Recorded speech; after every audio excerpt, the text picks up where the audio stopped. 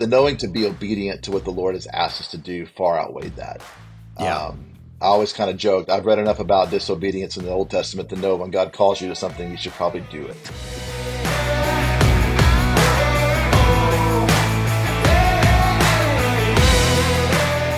Hey, Michael, how you doing today? Oh, Michael, the full first name. Thank you. Thank you, Christian. We can get formal at times here. We're very formal here on NQT. That's what people know us as. Absolutely. I think you and I need to get some tuxedo shirts and just kind of dress this up a little bit for the people. Why do shirts when we can do the real tux?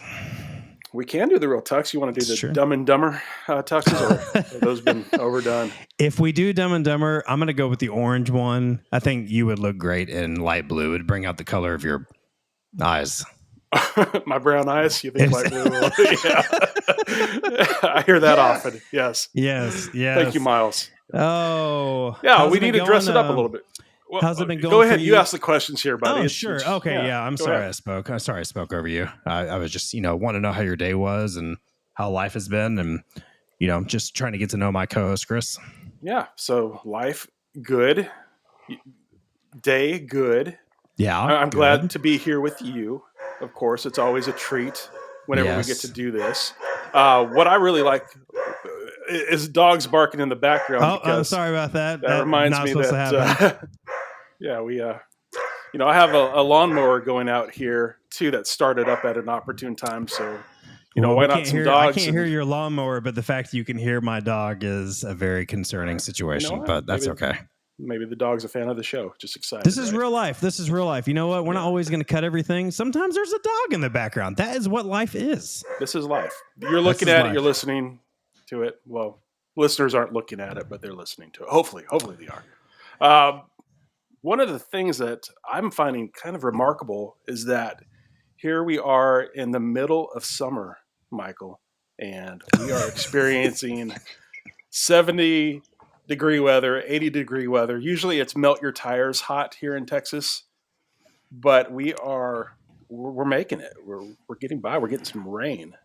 Christian, I agree. I agree on the temperature of the summer. Apparently, we really are keeping with the formalities today. So, speaking of formal, sometimes when you think formal and tuxedo, some would even say presidential, it makes you think of the guest that we have today. We have another guest today. So just spoiler alert right there. Wouldn't you say formal is probably a theme that comes to mind for you, co-host Chris? I would say formal, and since we're talking about formal and we're talking about weather, and weather is a formal subject, usually something that you kind of just open things up and kind of shoot the breeze about when you don't know what else to talk about. I think you're going to keep talking about the weather. No, I'm going to talk about the cool breeze that kind of just blows in here from Nashville. Oh, in the form of Chris Clayton. I think he's responsible for maybe some of the good weather we're having just by joining us here today, all the way from his. Chris Clayton, all the way from Nashville. If he's feeling strong, my friend, today, the man who likes to grill, the man who's been involved in worship, the man who has a big family, the man who wears a hat almost every day. It's Chris Clayton himself. Everyone, come on into the studio, Chris. Welcome. Hey, friends. Glad to have you. I'm very delighted to be here. Hey, guys. I'm just not worthy to hang out with y'all after that banter. So that crazy banter about the weather, really went to a whole level. Michael and Christian, I'm glad to be here. It's good to see y'all. Glad to have you, Christopher. Is that? That is my legal name. That is the legal name, Christopher G. Allen. Yeah, exactly. Yep. Yeah. It is a nice day here in Nashville. I think it got up to 83 today, so with a little bit of a breeze from the southwest. Chance of rain tonight. Well, we're 4 minutes in and we've talked about the weather so way too much. No one's going to listen to this anymore. But if you're still with us, thank you very much. By the way, we really do appreciate that. Glad to be here, guys. Glad to be here. Yes, we're excited to have you too, for real, and thank you. For context for everyone, I think we've all been friends for a long time now, and I think God has just put you on a heart to come on and be a guest, and we just want to hear from you. But before we get into anything too heavy, we do have a couple We're going to call them appetizer questions. Not quite the lightning round, but just a couple appetizers. Co-host Chris, you want me to go for these? Sure. Who doesn't love an appetizer, right? Who doesn't love a good old appetizer? Some cheese right. sticks, some potato skins, yeah. You guys did not sound excited for potato skins. Is that too 80s? Is that too chilies? Is that I just thought you were gonna say something else and you were like, yeah. And then nothing else. I mean, I thought you guys might like the goodness of carbs loaded with bacon and sour cream. It is dinner time, so. Oh, yes. That's good. It's never too early for dinner. Okay, here we go. Don't overthink these. Here we go. Star Wars, Lord of the Rings, or Harry Potter? Star Wars. What was your first job? Worked for a copier company who made copiers and sold copiers. Oh, copier sales guy. Making copies, copy guy. Do you speak any other languages? No. A little bit of Spanish, but not enough to say I know it. Do you know Donde está Maria? El Baño. No. I don't know. See, we've covered this one extensively on this Maria show. Where is in Biblioteca. She's always in the library. She's not in the bathroom, I remember this one now. I remember this. There it is. Yes. Okay, what's a place you've been to that you absolutely loved? Big Fork, Montana. Big Fork? Big Fork. Yeah. Is it known for like a utensil? It's like the home of the fork, or what's just gorgeous mountains. Yeah. Just amazing. Yeah. That's what comes to mind first. Go ahead. It's your show. You asked thank you. We'll ask the questions. Here comes the weather again. We'll ask the tough questions. No, Big Fork. So was that just a vacation and it was just beautiful countryside or whatever? No, went on a songwriting trip up there. Had to be 3 or 4 years ago. No longer than that. Cambry was a year. So yeah, almost 5. But yeah, it was a week of songwriting and kind of just up in the mountains in a cabin. So yeah, Big Fork. Sounds amazing. Okay. Yeah, I kind of want to go to Big Fork. I wonder why it's called Big Fork, but that's another podcast. All right, so this is where we pivot and get away from some of the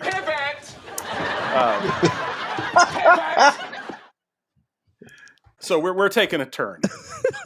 We're not going to play around with weather and little questions there. We're going to dive in. We're going to cut deep. We're going to get into who is this Chris Clayton. Get down to the nitty gritty. And so, why don't you just maybe give us an overlay? Tell us a little bit about where you're at now. Tell us a little bit about your family, whatever you want, and then we'll dive into some hard-hitting questions that are going to just amaze people when they hear the answer. Yeah. Family and I have been in Nashville coming up on 8 years. It'll be 8 years this October, which still feels like yesterday that we moved here, honestly, some days. But yeah, husband of Kara, we are coming up on 24 years. Very nice. In January, and have 5 kids, ages 20 down to 6. So 4 boys who are ages 20. Corbin's 20.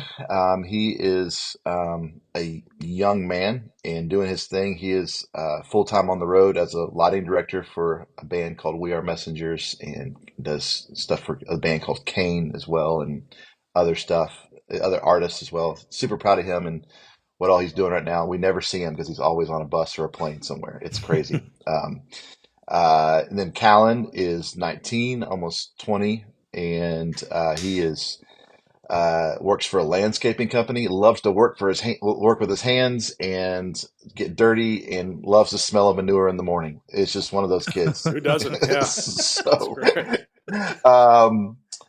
Kate is going to be a senior. Loves missions and has really been bit by the bug of going on mission trips, and so it's been. I'm anxious to see where the Lord has for him in his senior year, to see what he's kind of just where he'll go.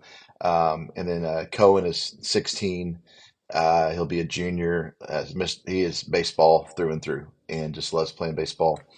And then our little girl Cambry just turned 6. We adopted her at birth, and she is a firecracker personality. She is 6 going on 16, and just a a joy and a miracle in herself. So, I am owner of a dog and now a cat apparently. So, apparently, like as in you didn't know, you just found that out. well, I mean, it just showed up in the underneath the Christmas tree this past year, and so now there's Maverick. He's the cat, and I like him. He comes and sits near my face in my bed sometimes, but wakes me up at night. But he's fun. Well, if you're going to have a cat, you need a cat with a cool name. So there you go. It's Maverick. That's, Yeah, our dog's name's Bandit, and our cat's name's Maverick. That's perfect. I mean, who doesn't want an animal to sit on your face and wake you up in the middle of the night? That's just love. It's what you want. That's to a different degree. Well, Chris, while you kind of recounted about your family there, it makes me feel pretty old because we've traveled quite a few years together, and those kids have grown up kind of in front of our eyes here.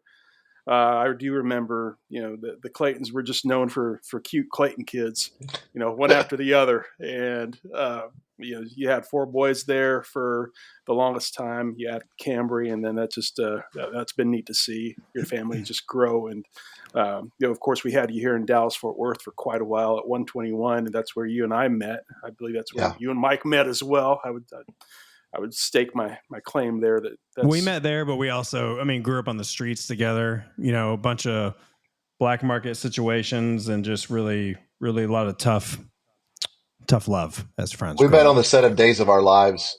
There it is. Yep. Passions, whatever it was. Yeah. That's what I meant, actually. It was the tough streets of Hollywood studios. And that's another story in itself. Yeah, it is another story in itself. Yeah. We don't need to get into that right now. You know what? Hold on. I have a question before we get going. So, okay, being that you have 4 boys and 1 girl, so I only have 1 boy and 1 girl, so I'm not really a parent, compared to you. So, well done and congratulations. But now that you have a girl, what's like a big difference for you between all boys and now girl? The first thing that comes to mind is the emotional state of kids. Of the two different, because with boys, you can be a little rough and tough, and they just even in just how you interact, not physically but even just verbally, just not like slandering them, but just like how you talk to them, Yeah. And I remember telling Cambry when she was probably 3 or 4 the word no because she was doing something like bad. I said, Cambry, no, don't do that, and alligator tears just started flowing, and I didn't know. I froze. I didn't know what to do. And I looked over at Kara and she's just laughing at me. She's like, you have to white glove this a little bit, bud. So I've learned that I have to white glove it, come out a little more graceful, even with just the word no. Yeah, that's a good word. We've noticed those differences too, because like you said, I can be rough and tough with Matthew too. And not mean rough, it's just different. Yeah. And then the exact same phrase with Peyton. It's like, okay, this does not communicate well to both genders at the same time. So anyway, it's awesome. Well, having a daughter and just a daughter, I say just a daughter. Oh, what a wonderful daughter I have. you have to walk that tightrope every time. So there's no rough and tumble in my world. But that's wonderful. Chris, you and I used to serve on the creative team a long time ago at 121. That's where I got to kind of meet you. And then, of course, you were serving on the worship team. First time I ever saw you was up on stage singing one of your songs. And then it's been neat to see the things that you've done since then. You've made music, or producing and music, your career. How did you know that music was going to be it for you? What was that? I mean, was there a moment where you saw the guitar just up there on the shelf and said, that's got to be my buddy here for the rest of these years? Or what was that seminal moment there? Yeah, I think there wasn't really like a specific moment that I go, that's what I'm going to do. The only thing I can think of that is like we moved. So I grew up in Beaumont, Texas, down in Southeast Texas. So I went to high school. My dad pastored down there for years. And I remember getting our television. We had MTV for the very first time. Like I didn't grow up with MTV, and we got cable. We had MTV, and I discovered like bands and music. And I remember that summer that we moved to Beaumont, I just discovered guitar and found like I love that. Specifically, I saw Slash standing on top of a piano during November rain, and I was like, I want to play guitar. Not with the top hat, but I want to play guitar. And my grandmother, who just passed away earlier this year at 101, she bought me my Wow. very first guitar, Mm. and that's what kind of set everything in motion. And then specifically, I discovered Christian radio in Beaumont, in our local Christian radio station. I started going to every concert they were put on, and just fell in love more with not just music, but specifically Christian music. And growing up in the church, I started leading worship in my youth group, and it really was just by 10th grade, I knew I wanted to be a producer and a songwriter. And I knew that would Wow. probably look a little bit different. I didn't know how that was going to look, but I didn't know how to even become that. But I just knew I wanted to move to this magical town called Nashville one day and start making records. And we can get more into my story later if you want. But like, I kind of given up on that dream a little bit, and then it came back full circle, years later. But it was high school that I really kind of knew I wanted to do this. Wow. I mean, besides the obvious top hat draw, because who doesn't love a good top hat? Like, what was it? You're ingesting all this music and Christian music in 10th grade. You're saying music producer. Like, what was it about that? Like, why? Because like I love music too, and I haven't felt a call to produce it or anything like that. But what is it about that like speaks to you? Yeah, I think it's the challenge and just the idea of melding musical parts together that make a song, and the emotion that Mm-hmm. it evokes out of people when it all comes together. Mm-hmm. That was intriguing to me. I'm a credits junkie, and so I would always look at credits to see who produced it, who played on it, who mixed it, who mastered it, who wrote the songs. And those were almost more intriguing. Those names were almost more intriguing to me than the actual artists at times, because I Wow. just would see these same names over and over again. I would see the studios. I would see towns like Franklin and towns like Nashville, and all these towns, that now that I live in. And I was like, there's got to be something that happens in these towns with these people, and that's more intriguing to me. It's more the BTS behind the scenes of things versus like being the stage guy. And I mean, yes, I spent many years on a platform leading worship, but even in this season I'm in now, I feel much more comfortable behind this desk that I'm sitting at than I do on a platform. I love Mm. encouraging other artists and other worship leaders, and maybe it's just season of life that I'm now in, but because there was a season where I was making my own records and writing my own songs for me, but man, that I don't even have a desire to do that anymore. Mm. It's more about the behind the scenes and helping other artists do what they do. So That's yeah. awesome. Two great revelations for me there. Number one, that Mike, I think we found our new look with the top hat and with the tuxedo shirts going forward. 100%. I think Yeah. that's just Yeah. that has to Already happen. bought one off Amazon actually right now while Yeah, we were we'll pick talking. up another one if you don't mind for me. Yeah.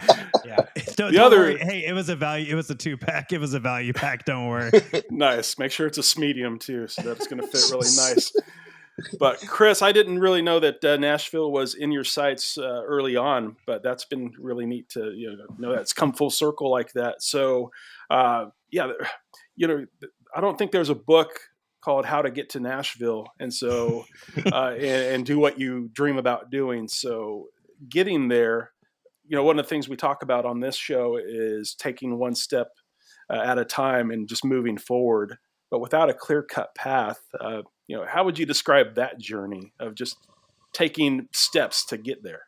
Yeah. I'll give you the Reader's Digest version of the steps because it's been a lot. Um, I went to Dallas Baptist University there in Dallas, and the goal was just to go a couple years and then transfer to Belmont University, which is here in Nashville. I wanted to major in commercial music and hit that side of things. I ended up meeting this girl at DBU. We dated all through college, and ended up marrying her. so, um, but all to say, I ended up staying the whole time at DBU because I met Kara, and I just knew that that was part of my journey versus going to Belmont. And honestly, looking back, Nashville, I wouldn't have been ready for Nashville when I wanted to go to Nashville. Knowing what I know now, in terms of how this whole town and industry and city works or whatever. But, um, I mean, there's plenty that come to Belmont or a college out here and do that. But for me personally, I just know, where I was at spiritually, emotionally, all that would have been I would have been back in Texas pretty soon, probably. So, all to say, we graduated, we got married right out of college, and then I did our first 16 years of life as a family was there in Dallas. And I worked at a studio with our friend David, forever. And, that was a big step just to step into that role. 'Cause I stepped into that role just as an intern making like $600 a month. Like it was nothing. I mean, it was pennies, but you know what? Like back then it felt like a ton of money because I was doing what I would love to do. Like it didn't matter about the money. I was in the environment. I was meeting people. I still have relationships with some of the people that I actually met through that whole experience. And then, probably the most pivotal moment was when David sat me down and said, "Hey, you are out. Your value is worth more than what I can pay you and what the opportunity is here now. And so I'm basically kicking you out of the nest and you need to go fly." And, I'll never forget going home to our apartment and Kara was pregnant with Callan, our second kid, and going, I think I lost my job today. but David was so gracious because he gave me our Studio B rent free. And basically it's like, you supply the gear, I'll give you the room for free, but you got to start building clientele and all that stuff. And so that was like, it was the best thing that could ever happen to me, honestly, because it forced me to not lean on him for my career building, but to actually go out and do it myself and start grinding and do my thing. Um, and so, that was a big faith step because I mean, I sold a car to go buy my first computer in Pro Tools, which is the program that I use, and a microphone. And that's how it all started. So it was like, okay, well, we got to figure this out because we're not made of money and this is not going to come together on its own. So, and then just other things, as far as like the Nashville move. I mean, that was 8 years ago. I had felt that the Lord was saying our time in Dallas was ending, and there was more opportunities coming out of here. I'd signed my first publishing deal, and I started making trips out here for work. And I think I made 5 trips in 9 months, and I was like, this is kind of getting ridiculous. Like, A, it's getting expensive, and B, it's like more relationships and opportunities. And I always say that I feel like the grace kind of lifted from Dallas and kind of planted in Nashville. And gosh, we have so many great friends like you guys that are still there. But it just was it was so clear and evident. And in fact, Kara knew we were supposed to go before I knew really that we were supposed to go. She had felt like the Lord really had just spoken that to her, but she never said anything to me. And then I came to her one day and I said, I think we need to move to Nashville. And she just started crying. And I was like, wow, no, we're not supposed to move. And then she's, no, I've been waiting for you to tell me that for 3 months. Like I've known that long. She came on a trip with a work trip here with me and just felt like the Holy Spirit spoke to her and said, you're going to love it here one day. You're going to move here and you're going to love it. And so fast forward, and we're here, and it's just been a continued journey of faith. I was on staff at a church here in Franklin area for 6.5 years, which was not even on the radar, in terms of like in fact, I told the Lord, please do not put me on staff at a church in Nashville. Like, I just want one job for once in my life, and, he gave me about 4 months and I found myself on staff, with my friend Michael Farron and, was on the worship staff and came on as like an associate worship pastor. And then a year and a half later, Michael rolled off and I came on as the lead worship pastor, all the while still doing production and songwriting. So it was a big balancing act in terms of just time and mental capacity and emotional capacity. And, both of y'all know there's no such thing as a part-time pastor, so, so walked that with that church for 6.5 years. And then back literally not even a year ago, back in August of last year, we stepped down from there. Again, another faith step in the journey to, go back into production and songwriting solely full time. And, both trajectories of those years at Gateway were growing. The church was growing. My career as a producer and songwriter was up and to the right on the chart, and so it was just like nothing was bad on either's front. It was just the Lord said, that assignment's done, and it's time to take a step into this. And I was just even sharing with some guy today at lunch that, this has been honestly my favorite year of being here so far. Wow. Just in terms of Great. growth and relationships and just opportunities. And I feel like the Lord, that was one thing the Lord said specifically when he called us away was, you've been in the safe space for too long, and I need you to walk out of it so that I can take you places that are going to blow your mind. And the journey still continues day by day, but it's been a fun one. So, what I love about that is, you have quite a bit of experience under your belt now, and we're all a little bit older. We're not as old as, co-host Chris, but being that you have that There experience, it is. there it is. You've had, I was waiting for it. There it is. Yes. But no, but you've had these moments where you say, I know it sounds easy, and I know it's not easy, but it's like, okay, the Lord's clearly wrapped up this assignment. I'm over here in Dallas. I kind of get kicked out of the nest, and now you're looking back and going, that was the greatest thing for me.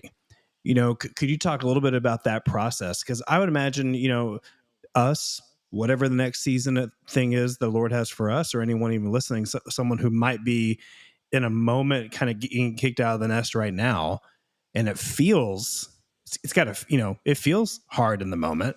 Like, what did you kind of do? Because by now you're at the point of going, this was amazing for me. But I would imagine like day 2, waking up, you weren't quite going, this is incredible that I think I lost my job. Like, how did you Right. handle that? Yeah. I think the biggest thing for us was just, I mean, our first mindset, our mind went to money. It's like, we need money. Sure. Like it's just like, we need the basic needs met. So what do we got to do? Sure. And, a quick story that made how I live by confirmations of when the Lord works. I'm just seeing things, whether it's conversations or things we read or whatever. And I feel like in every bit of our journey, every faith step has just been overly confirmed. And I even asked the Lord multiple times. I feel like, all right, Lord, I'm gonna throw out one more fleece unless you soak that one too. It's just like I just keep throwing out the fleece. But one quick story early on when I got kicked out of the nest of David's world on studio side.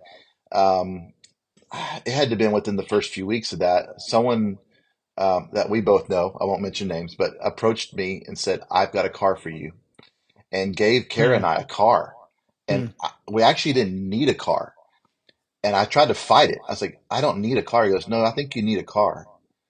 And we took the car, and I sold my car and bought Pro Tools and a computer and my microphone with it because I could make more money off my car than if I were to sell the other car. But the other car was still in great condition for us to use.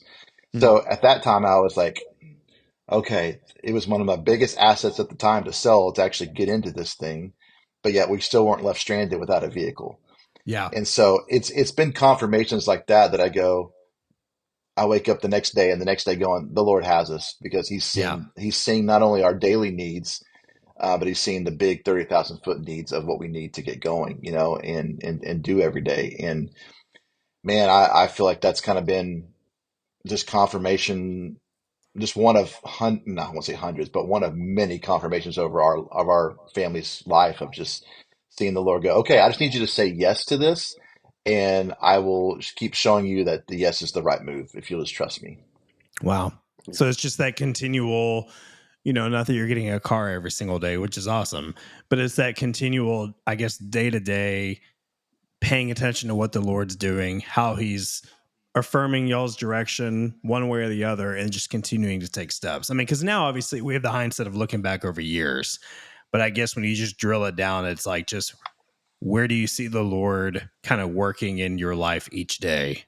And maybe how is he speaking to you? Because he's there, we know he's there talking. We're just not necessarily listening all the time. But Yeah, I think one common denominator in every faith step is we've always had a little bit of discontent of where we've been, and that's not discontent of not happy. It's just more like kind of a holy discontent of we're not in the God's moving ahead of us, and so we need to move. We need to follow Him. And as hard as that's been sometimes to take that step, I mean, gosh, it was hard to leave Gateway where we spent 6.5 years on staff, from a lot of reasons. One, relationships that we had built, because we knew while we still live in the same town, we knew it was going to look different, and it has looked different. And we're not mad about that. We knew that going into it, like, it's just a different rhythm of life with the relationships. That's just nature of. So we knew that would be on the sacrifice, altar, of giving that up. Financially, it was a big change for us because there was a lot of security in that allowed us to, it wasn't enough money for us to live on wholly, but it was a great chunk for us to count on every month. Sure. And Sure. so just even walking away from that. So there's just been things that we knew what we're getting into, but the call and just the knowing to be obedient to what the Lord has asked us to do far outweighed that. Yeah. I always kind of joked, I've read enough about disobedience in the Old Testament to know when God calls you to something, you should probably do it. So, And that's good. I mean, Yeah. you build up these faith muscles, I guess we can call them, as you see these opportunities, and you see the doubt and the discomfort that can come along with that too. One of the things that we've been talking about recently has been when it seems like God is silent, or it seems like you're waiting on something to happen or wanting something to happen. Certainly that causes that doubt and that discomfort. And so maybe dive in a little bit more. How do you handle those times? What have you seen that's been helpful when those times come? Certainly you can recognize them, because it seems like when they do come, you're okay. This is another chance to be faithful here. This is another chance to pray. But how do you see that play out from like a day to day? What are you doing to keep yourself there and aligned with God? yeah. Um, Also, after you answer this question, we want you to go ahead and confess just your top 5 Yeah, sins. please. It's just us. It's fine. It's a safe place. Mike, But give him an example of how that works. Like, just take us through your top uh, 5, and yeah, yeah. No, I remember deepest darkest. that Yeah. one time and then you guys heard that, right? That was really yeah. from the heart. Well, I here's want to my make sure you challenge. understood I that. also wanted to confess that Oh, wow. That Uh, was big. yeah. That was a So, big. so, Okay. so we're Well, brave here, Chris. So yeah, feel we free. are. So feel for whenever you're ready. Just take your time. wow. What was the first question, Chris? Yeah. So that mouthful of a question. How do you deal with doubt and discomfort, and Yeah. stay aligned with God during those times? I don't know. It's a short answer. No. I feel like it's a daily wrestling match, because even in a year that I've had, coming up on a year of, professionally, it's been a great year.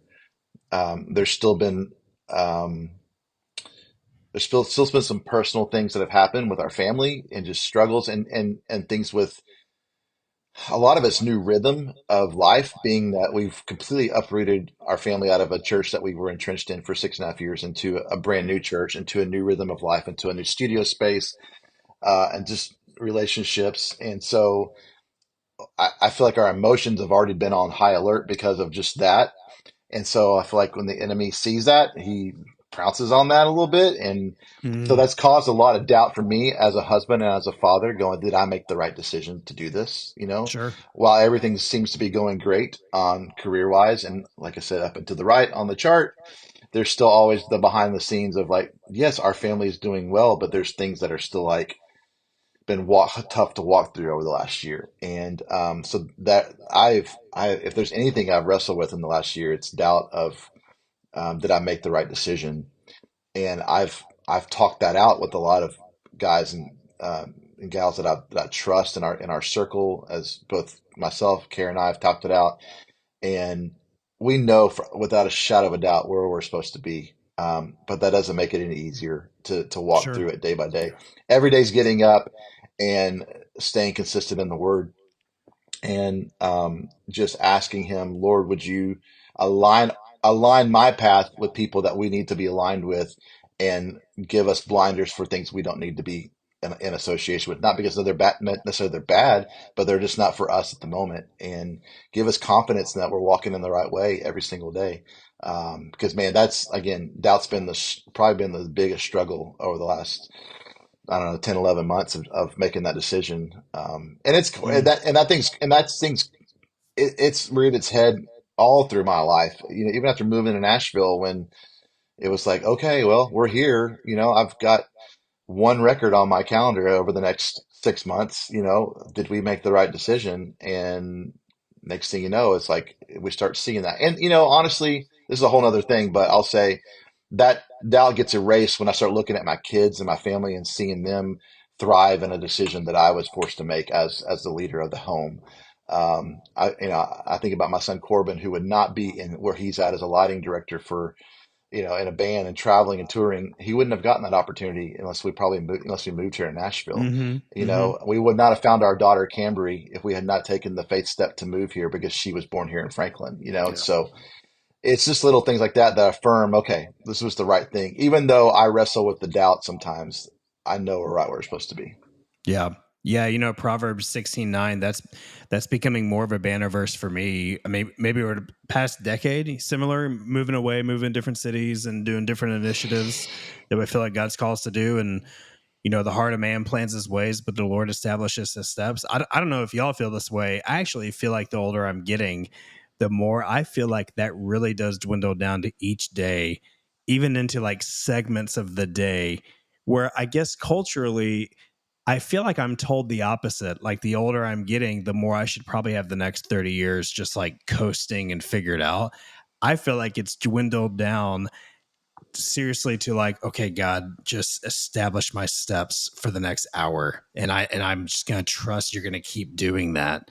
Like, do y'all feel that? I mean, Chris, you sound like you're saying that a little bit. Co-host Chris, I don't know if you agree or not, but yeah, I'm not going to disagree with that, Mike. I wholeheartedly agree that, as you get a little bit older in years, especially, now that I'm hugging the AARP line here, whoa, just a little bit older than you, it'll fly by again. I want to remind you, it's going to fly by really quick, Mike, these next 10 years for you. Thanks for saying that to me. Like I'm the 10-year-old of the group. Thanks, exactly. Thanks, Dad. But yes, everything counts, I would say. And so there's not a day that you can really take off and say, okay, I've got it from here, God. Just, leave me the keys. I'll be okay. So you do have to, I think you do get to a point where you rely more and more on the Lord, asking him for his direction and letting him establish those steps. That's been a key verse for our family over the years. And I mean, people used to ask me, like my mentors would ask me, what is your 5-year plan? What do you want to do in 5-year plan? And I didn't realize how much I hated that question until I got older, because, and I'm just like, I don't know what I'm doing 5 minutes from now. It's like, so I'm literally waking up going, what do I do today? And and will I have work next week? Well, I mean, and God's provide. I mean, gosh, this year especially, it's just been so much, but it's always just a daily dependence. There's a great song that called "Lord, I Need You," and that's like it's an old hymn that was readapted to a modern, kind of worship chorus idea, and it's just been such a banner song over the years because it's such a confession. Especially, the bridge is help my song to rise to you. It's like everything that I do point to you, like just dependence, and yeah. What are you doing in 5 years, guys? Oh yeah. I definitely have all that figured out. Here, let me just go pull it. I got a scroll right here to the side. Let me go get it. It'll be I have 5-year checkup with 5-year checkup with Chris Clayton on the podcast. Yes. Yeah. Check in me in 5 years, guys. That'd be great. It's good you're talking about like music and the hymn, because let's talk about a little bit more of the music, because you have so correct me, I'm sure I'm going to get this wrong. I mean, I want to say 3 decades worth of experience, give or take, like 3-ish, maybe 2.5. I'm coming up on 2.5. Okay, so 2.5, that's not confusing at all. 2.5 decades worth of experience. Let's say worship leading. And I've, Chris has seen this along with me, genuine pastoral heart for people, like an excellent leader. I can attest to this personally, so I'm just going to say it. So you're just going to have to accept the compliment. But you handle the stage and leading of people publicly and privately with such good care. You just genuinely care for someone. You just have a pastoral heart that comes out of you, even now. And then you've been in this world, which, it's the music industry and sometimes crosses over to people thinking entertainment industry. And you have a lot of people who are like, I want to do music. I want to write. I want to perform. I want to play this instrument. I mean, there's a lot of people who are like, I'm going to be this worship pastor someday. So I know this might be kind of a big question, but I mean, someone who's pursuing something similar out there by now, what would you say are some common myths that they should dismiss, and some, like, if they're really thinking about some truths they should really consider? Yeah, that's a great question. Thank you. Yes. Yes, Mike, that was a well-crafted question. Well crafted. Thank you, Christian. I think one thing that comes to mind, I'll give you some practical and I'll hopefully think of some spiritual. So, I'm just kidding. I think for what I do as a producer and a songwriter these days, there's a big myth that you have to go to school for it, like formal education on it. And, a lot of great songwriters and producers in this town have done that. But there's some right now that I can even think of that are producing some of the stuff that you're hearing on Christian radio, and they never even went to school, period, outside of, high school. They moved, they took a risk. They moved to a town like Nashville, and they just got entrenched in the culture. And I think the barrier to entry to do what I do these days is so much lower than it was even 10 years ago. Meaning that the gear that you can buy is a lot more accessible. I mean, the mere fact that I can make a record on a laptop with a microphone and a small little interface and be just as competitive to what's else is out there. I mean, that's how records are being made. I mean, there's kids in bedrooms making records right now that you're hearing on radio, and wow. So more than anything, it's investing in the gear, but it's also investing in relationships and building relationships. They call Nashville anywhere from a 7 to 10 year town of just getting started. And so it's like, you can't just move to a place like Nashville and expect it to happen in a year or 2 years. Like, I mean, some guys and gals have, I'm sure the odds are against that. I'm 8 years into it, and there's just now songwriters and artists that I've wanted to write with that I'm able to start getting into the room with. There's just now relationships that have, and trust in those relationships that are coming about by just being consistent and showing up. And so it takes time. So the myth being, I have to go to school, and if I go to school, I'm going to graduate with a degree, and I'm going to have everything that I need to get this career going.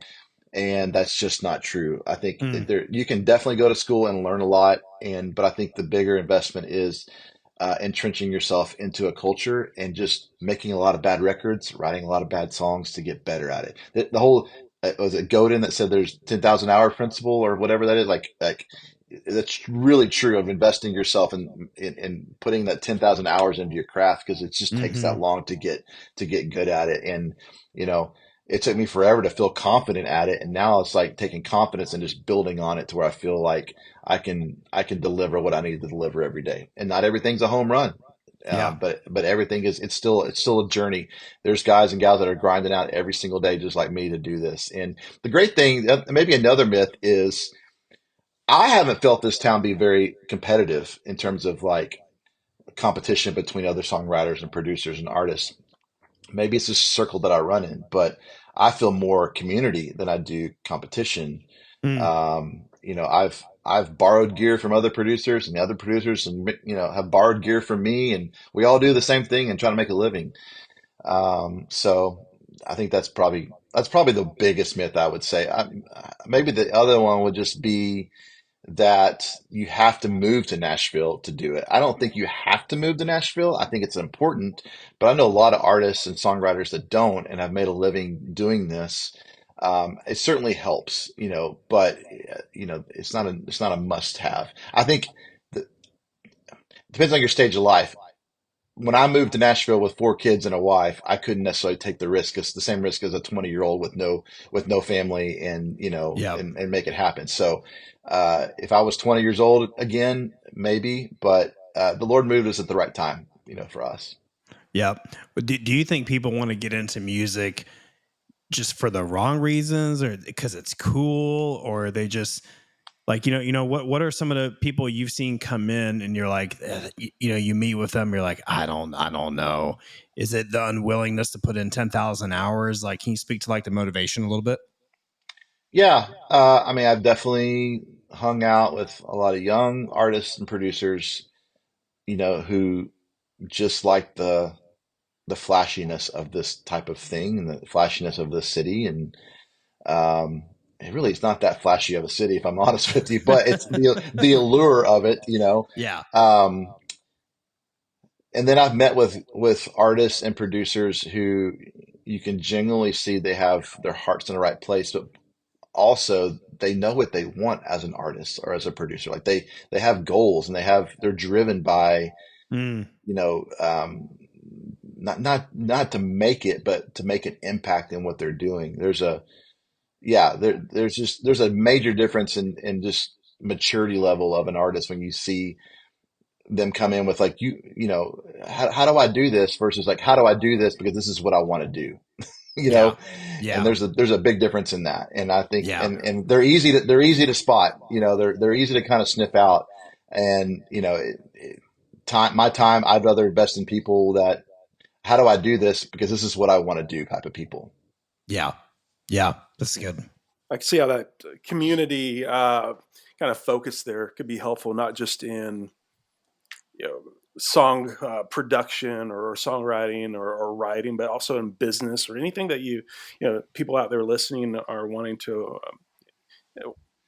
to take a chance or thinking, this road seems like it's going to be a tough road. I don't know how I don't know if there's a clear-cut instruction on how to get there, but by investing in other people, having them invest in them, having community, how that could really help move you down the road and give you some people for along the journey. It sounds like that's been really helpful to you. Yeah, I mean, you hit something that I always tell people, like, because I love doing this. I get hit up a lot by young artists or whatever, and hey, just to have coffee and hang out, and I love that. And they'll always Let me know whenever you're available for us to go have coffee. I sent you that DM about I didn't get it. Oh, this is awkward. How come I wasn't invited, Mike? I mean, Yeah. Oh, sorry. I got yours, Chris. You were here. Yeah, thank you. Oh, Mike, you weren't supposed to know about that, but yeah. Oh, cool. No, Right. I where was I even going with all that? I'm sorry. Young writers wanting to know the secrets of Chris Clayton. They always ask my story, like they ask my journey. How did you get started in this? And of course, I'll share my journey, but I always close it with, but my journey won't be your journey. Like, just because I did it this way won't necessarily be the path. And I can't, honestly, there may be some similarities between like friends and, guys and gals, whether they're artists or producer or whatever, but everybody's journey that I've heard is always different. And that's the beauty of it, is there's never been a cookie cutter way to do this. And there's no magic formula to this, even when there's just not a magic formula. It's like, I try to tell them that. And sometimes they kind of look at me glazed over, like, what do you mean there's not a formula to this? I'm like, there's really not. Like, I could verbatim take Chris Tomlin's path, and that doesn't mean I'm going to be the same success as Chris Tomlin as a songwriter. So, yeah. With Christian music, just in general, of course, there are going to be songs that we are completely familiar with, artists we're completely familiar with. Sometimes there are some detractors there to Christian music saying, okay, well, some of it sounds the same, or there's just going to be critiques along the way. Not necessarily the case. And then, of course, you're going to be really close to a lot of the different artists that are coming out with new sounds, and you're trying to produce new sounds. But what are you excited about as far as Christian music and what you're seeing? What's moving the needle for you? Yeah. Two things come to mind. One, and I mean this in a like utmost respectful way, radio has driven Christian music format for decades, and they still drive it. Radio is not dead in Christian music. So many people say radio's dead. It's it's going away, In fact, radio is probably the strongest it's ever been in Christian music, and it just drives so much of what creates Christian music culture.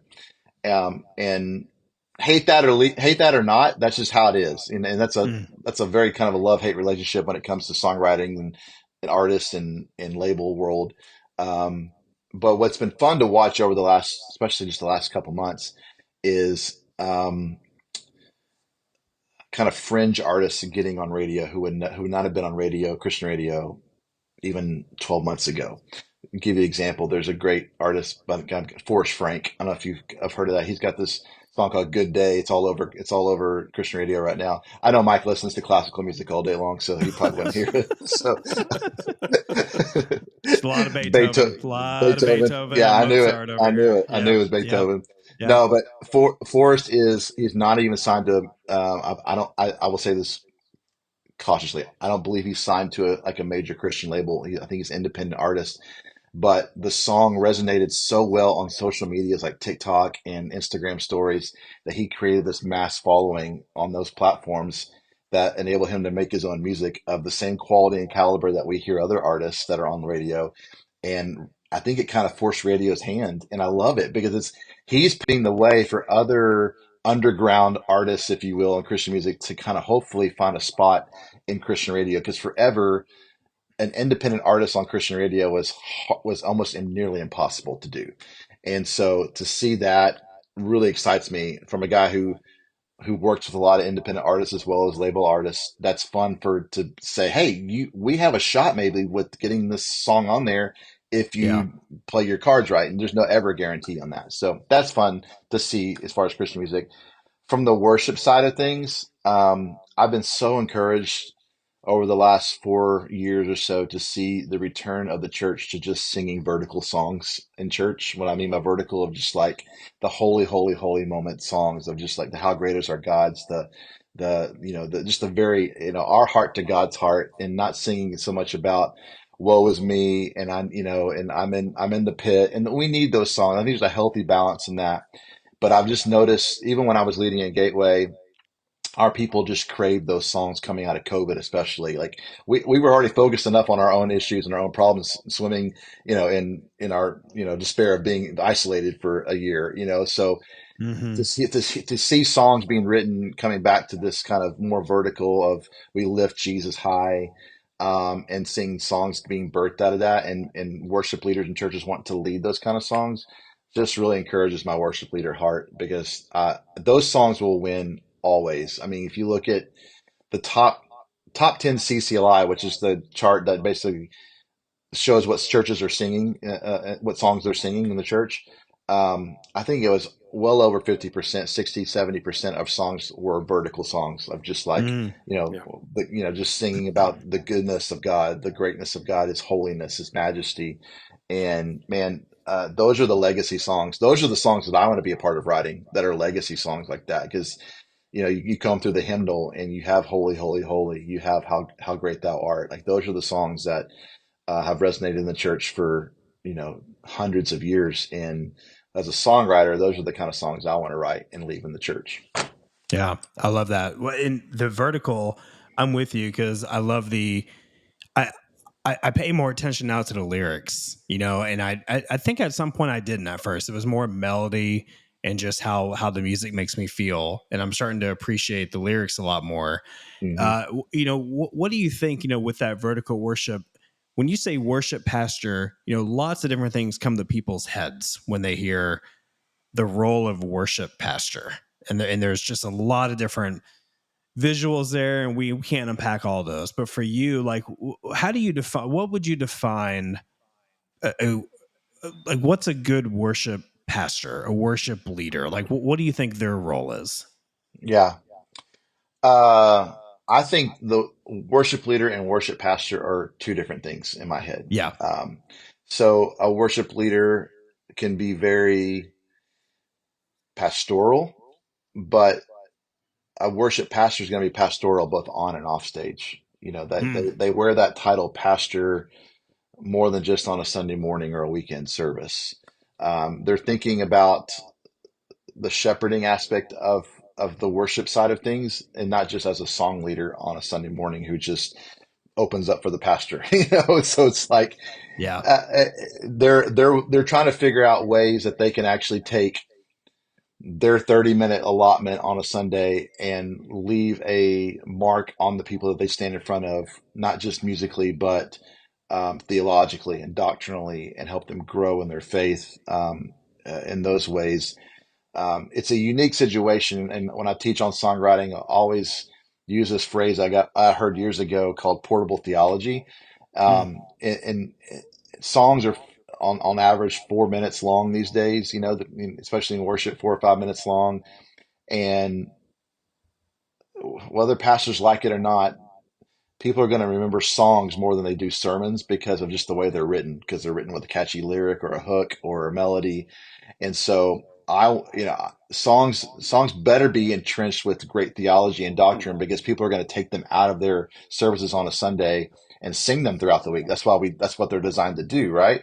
And so if they're not rich in great theology and doctrine, then I failed my church as a worship pastor to give them something to chew on for the week. And so it's being mindful of that as a worship pastor, being mindful of that every single Sunday you stand on a platform, that the songs that you're leading, that 4 or 5 song set, is in fact 4 or 5 mini sermons that you're imparting that day. And so you're pastoring your people with those songs. But also it's the idea of when junk hits the fan on Tuesday with one of your people in your church, you don't pass the buck to the associate pastor. You're just as in the trenches as they are, because you're a part of the shepherding team for that congregation. Gosh, I love that. And, I would say that you fall into that category of worship pastor, no matter what it looks like today, as far as what you do on a day-to-day basis. You definitely have the heart of a pastor, and you just happen to be really good at worship and song production and songwriting. So, any would-be worship pastors out there, I hope you're taking this to heart. You're hearing from, again, Chris Clayton, who's done this for 25, it sounds like. Christopher G. Allen Clayton. Yeah, that's exactly right. Don't forget his full name, Christian. Hey, we're just glad to have you here today. And I know it's going to encourage quite a few, whether they're pursuing music, writing. I'm trying to think of a good middle name for you, and I can't think of one right now. Yeah. G. Allen is always a good go-to if you're ever. This would be, Christian, do you think this would be a good time for a little bit of a transition here with our guest? I think we put Clayton through the lightning round. What do you say? Here we go, the lightning round.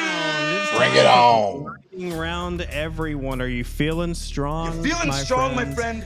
Are you feeling ready? Don't overthink this, okay? Here we go. Here we go. Intense moment. I'm going to scoot up to the mic for some intensity. I'm ready. If you can see any music artist in concert, who do you pick? Okay, pause. Okay. No one in the history of Lightning Round has ever paused Lightning Round. Well, I need to We've only had one question. person, so yeah. Don't worry about how many Lightning Rounds we've had. No one's ever paused it in the history of Lightning Rounds. Now, is this people that I've seen before or haven't seen before? I just want your top music artist in concert, man. You're just overthinking it. Okay, just have fun with this. Okay, Coldplay. Oh, yes, Coldplay. Here we go. East Coast or West Coast? East Coast. Mountains or beach? Mountains. Motorcycle or jet ski? Jet ski. Greatest sports team ever assembled? Oh, man. Well, the 2023 Texas Rangers. Great answer. Great answer. Best pizza in Nashville, because you're no longer here in Dallas on a regular basis, so we can't ask DFW. Although you might want to throw in, if you do remember a great pizza place here in Dallas, of course, we would always benefit from that.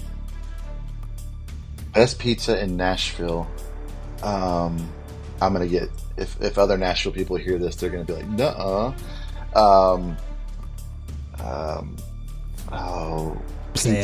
Pizza Hut. I'm just kidding.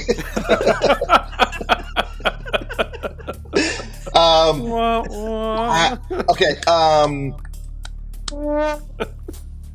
Okay. My friend Antonucci's. He with guy that owns a restaurant down the road from here. Antonucci's. Antonucci's. Right. Okay. That's great. Coffee or tea? Tea. Nashville Predators or Dallas Stars? Preds. Really? Yeah. You've ditched the Stars, my friend. Okay, sorry, I didn't mean to judge you on that. Just because the first year we were here, they went to the finals, and so we became fans. Oh, that's great. We're happy to hear about that. Wonderful story. Next. Yeah, next. Cool guy. Dogs. Oh, here we go. This is going to be tough for your family. This is. Dogs or cats? You have to pick one. Dogs. As a member of the Year of Fitness Club that we used to talk about, starting every year saying, hey, this is the Year of Fitness. Clayton, I remember us talking about that. Running or lifting? Why? Great answer. Favorite comedian? Brian Regan. Good answer. Chris, you finish us off here with the last two biggest questions of your life. If you were a superhero, who would you be? You can make up a superhero too. It doesn't have to be one that actually we know of.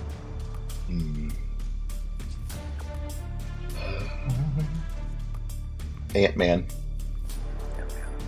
Very good. Didn't see it. And finally, Chris, say it.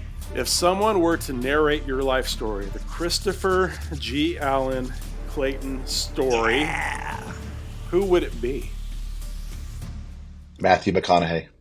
Oh, well done. All right. Very nice. Good, Very my nice. friend. Very nice. Well, you are officially off of the hot seat. Woo. Thank you for I know you got to rest. You got to recover from that. Have a little dinner. Where can people find out about what you're doing now online? Like anywhere you would point people, because I know you've also stepped into the coaching world on top of your production. Where can we point people towards? Yeah. The coaching thing. I'll just side note. That's just a thing that's been on my heart forever. And honestly, I've been scared to death to do it forever because I just that was a confidence thing. And just launched that, and my slots filled in less than 48 hours to do that. So that was very, very affirming. Congrats. Thank you. The website's chrisclaytonmusic.com. That's for all things production. There's even a launch. There's a link to the coaching on that. We'll do it again in 2025. I've already had enough inquiries about it, so I was like, well, I guess we should do it again. So, Mike, we're going to share that in the show notes. All right. Oh yeah, it's in there. It's in there. And then Instagram is just kind of where I hang out the most. Chris Clayton Music over there. So I will reply to your DMs. So that's just how I am. I like doing that. Except for mine, but everyone else, right? Did you send the DM? Yeah. Thanks for being here. I think it went. You got mine though, right, Chris? I got yours, Chris. Yeah. All right. Very good. For real. Hey, thank you for taking the time and sharing what we know is your 2.5 plus decades of experience. I mean, just really, I remember first, long time ago when we first met, I really was like, man, we're going to be buddies. I don't know how to describe it. We're just going to be friends. Yep. And that's been true for a long time now. And then watching your obedience with your family, with the people who are right in front of you, the way you've loved them well. You even helped us as a church plant in Austin. And it was some of the most effective worship we've had, and that was done virtually. And it's just if you can do that, you can do that in front of a camera as you can do that in front of a person. And I think you really just are a great example of, hey, God, my hands are open, establish my steps, let me just be faithful to whatever you're calling me to do. So just thank you for doing that. Thank you for taking time for us, even though sometimes we're silly, especially co-host Chris, but we just really value you and your time. Yeah, man, Chris. it's been looking forward to it. Yeah, we're thankful for you. Blessed to know you, your family as well, just with the faith steps that you've taken together. Real testament to God and his grace, and for trusting him. So keep it up, buddy. Yeah. Well, thank you guys. You guys have been such an encouragement over the years, and we're on this all together, even though we're not quite there yet. Oh, hey, you don't have to Beautifully said. cuss on the podcast. Hey, listen, wow. We're sorry, everyone. Had to get that out of there. You ruined a good thing, Mike.